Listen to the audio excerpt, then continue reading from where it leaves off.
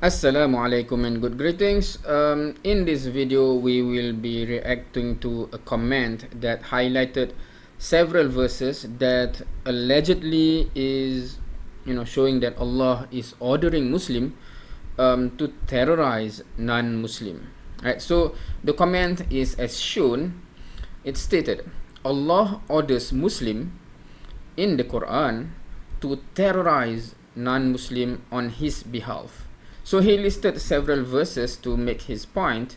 The first one is strike terror into the hearts of the enemies of God and your enemies.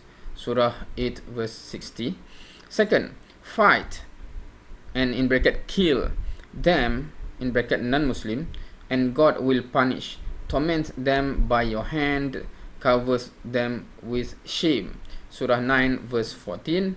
And then I will instill terror into the hearts of the unbelievers, smite ye above their necks, and smite all their fingertips of them. It is not ye who slew them, it was God. Surah 8 verse 13 to 17.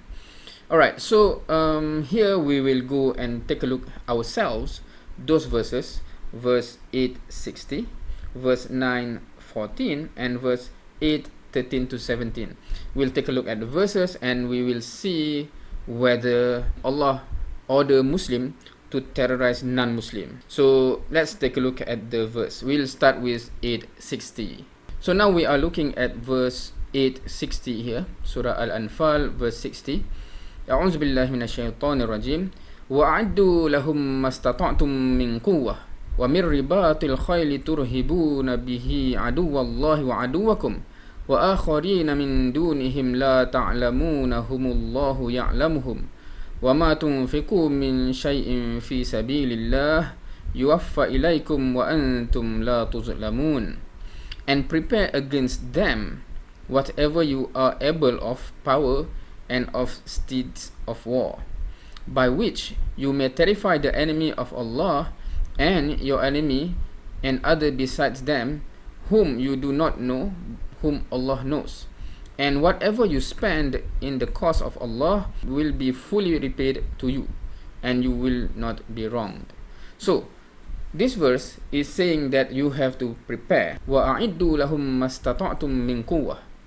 Right, so it is prepare with whatever you can of power and states of war, by which you may terrify the enemy of Allah. So this verse is about, you have to preparation, basically your army, so that you may terrify the enemy, especially in the context of battle, right? Meaning that when you are facing the enemy, if you see the enemy is well equipped, well prepared, you can be terrified. But if you see something else entirely, not prepared, not equipped, you become confident and not afraid you might lose the war, right? Basically, in that context, is there any problem with this instruction? Right? Because this is about war, about battle. In foreseeing that it can happen, it may happen, it will happen, prepare so that you have your army basically is well equipped, well prepared, and the enemy can become terrified. So is there any problem in this context? Honestly, honest discussion. Is there any problem? If you look into a context of a general, of a country is being instructed to, prepare your army so that to the level that it can terrify the enemy when you face them. Is that in itself a problem? So that's one thing, right? If you remember the original claim, he make it as if Allah is instructing the Muslim to do something to terrorize directly non-Muslim. Those who are not Muslim, you terrorize them. Is there anything in this verse indicating as such? Honestly, you just look at the verse, you look at the translation, you try to understand the context. Is there anything here to indicate that Muslim should be doing something to terrorize non-Muslim? No, this is about, you prepare your army in preparation to face another army, right? So I'm not sure what is the point there. Let's go to the next verse. So the next verse is Surah 9 verse 14. So let's take a look. So this is verse 9:14, Surah 9, Surah At-Taubah, verse 14. A'udzu billahi minasyaitonir rajim. Qatiluhum yu'azzibhumullahu biaydikum wa yukhzihim wa yansurukum alaihim wa yashfi sudur qaumin mu'minin. Sadaqallahul azim. Fight them. Allah will punish them by your hands and will disgrace them and give you victory over them and satisfy the desire of believing people. Right? Sudur, breast. This is sudur is chest. Right? Right. So is this verse commanding Muslim to terrorize over non-Muslim? Is there any non-Muslim mentioned here? Right? And when Allah say qatiluhum, fight them, who is them here? Who is them? And the commenter want to make it as if them here refer to simply non-Muslim. Is that accurate? Is that true?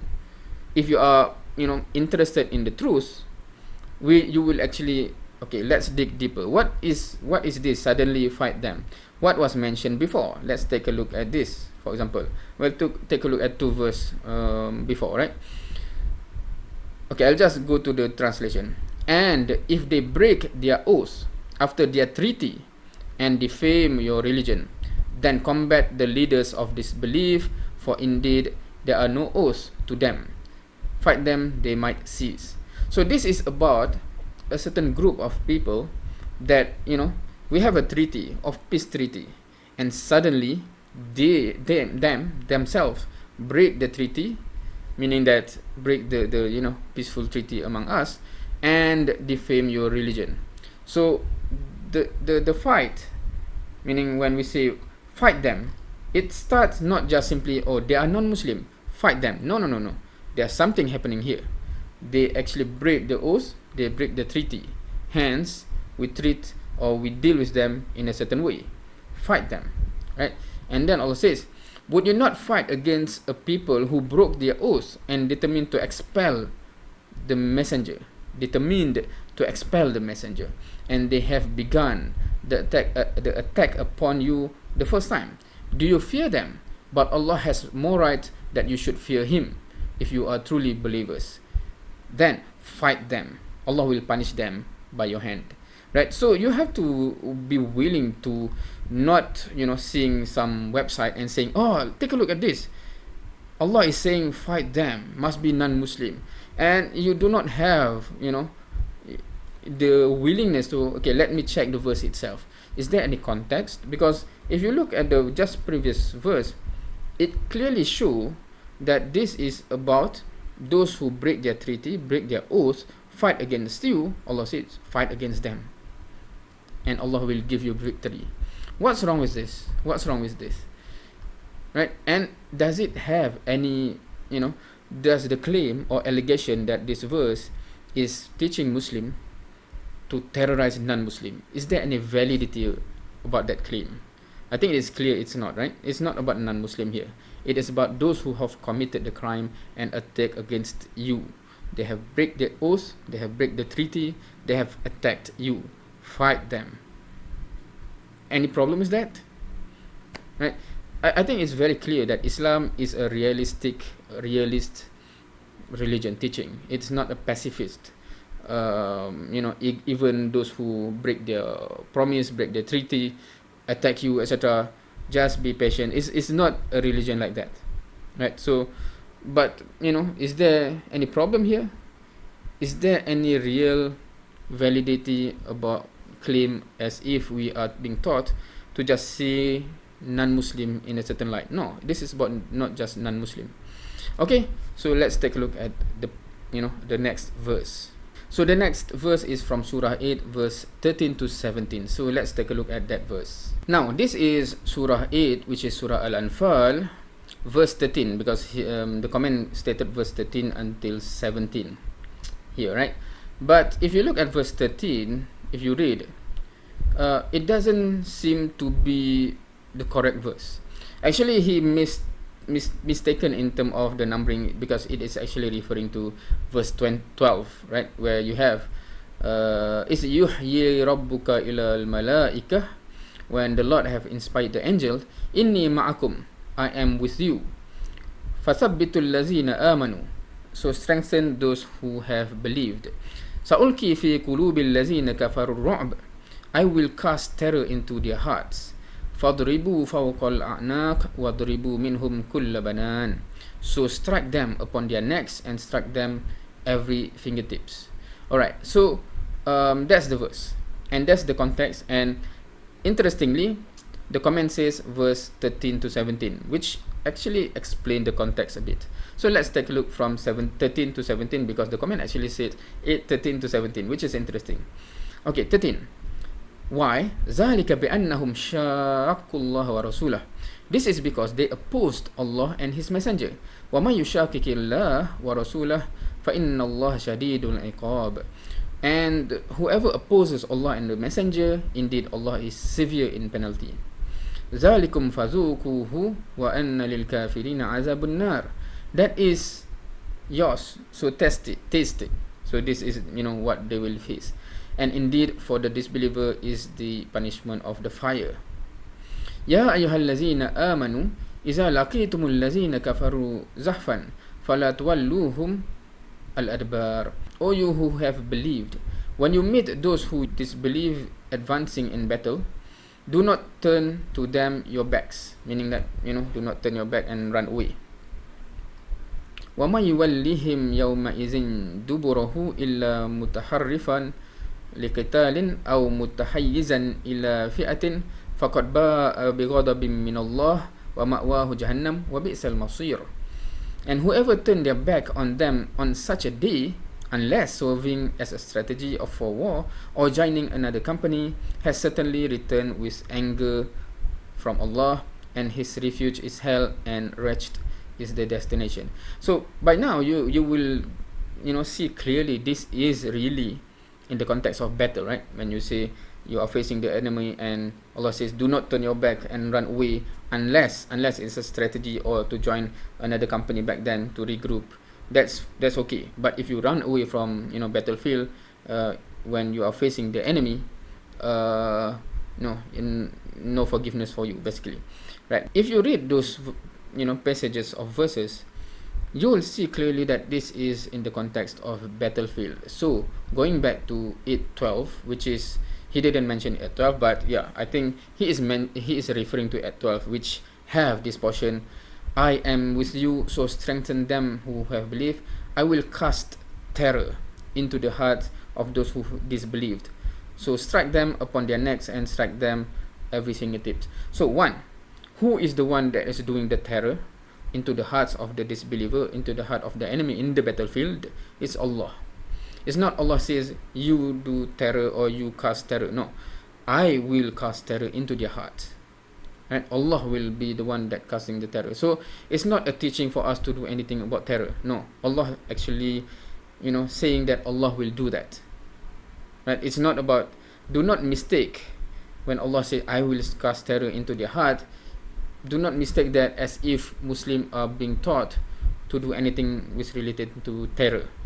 It is not related. Muslim never see that Allah says about himself and we can do the same. No Muslim do that, right? That's shirk, as if we can share the power of Allah. So strike them upon their necks and strike them every fingertip. Now there are several things about this. One is, so who is being given this instruction? Strike them upon their necks and strike them from every fingertips. Now, I think there are two views on this. One is because in the beginning Allah says, is yuhi rabbuka ilal malaika, right? Remember when Allah mentioned to the angels. So one view that, this is the same verse, so it is still within Allah command to the angel, not to the Muslim. The angel is doing this to the enemy, right? Of course they'll say, okay, it's still valid for Muslim as well in that battlefield. So why is this? Because some actually bring this verse and make it as if Muslims are being taught to do this to just any non-Muslim they face or they see. That's one. The context is not valid. This is a battlefield. If you have read through, this is clearly in the battle. Now you want to say, okay, even in the battle, should we do that? Maybe some comment, isn't that harsh even in battlefield? to, you know, strike upon the necks and fingertips. One is why. What do you think they do in the battlefield? I know nowadays we are in the battlefield using different type of weapon, right?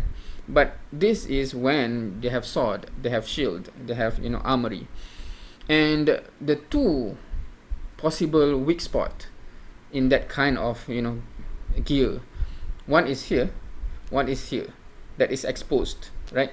So within that context, you should see that there's no problem there, unless you imagine that on the street we are, oh, see their neck or their fingertips. No, this is not even in the, for example, some people imagine in the, you know, in the torture chamber or something. No, this is about in battlefield. So hopefully you can see the context. Now going back to the comment. So back to the comment, he mentioned Allah orders Muslim in the Quran to terrorize non-Muslim on his behalf, and he bring the 3 verses. We have gone through the 3 verses, and it is clear, we can see that clearly none of the 3 verses support his claim or his allegation. None, right? When did Allah mention in any of the 3 verses outside of the context of battle and to non-Muslim? No. It is to those who have done specific crime. Either they are, you know, facing in the battlefield, of course, and of course there are also the verse that says that they have, you know, done that you know, crime, and hence we are now in the battlefield, right? So it's not about Muslim with non-Muslim. I hope that is clear. I know my weakness in terms of explaining, etc., but I'm trying my best to show. If you actually go back to the verse itself, you can see clearly some people that make such accusation is making stuff out of thin air or something, right? It's not, if you just read, you know, comment like this without actually, okay, let me check those verses myself, it might seem as if, oh my God, right? But if you go and take a look at the Quran yourself, you will see that wait, this guy, whether he make this comment without actually seeing the Quran verse himself, or he purposely take out of context the verse purposely for his agenda, right? It's either or. I'm not sure which one. I'm not accusing anything. I'm just saying you can see yourself, right? So with that, I hope it is clear. Thank you for watching. See you next time.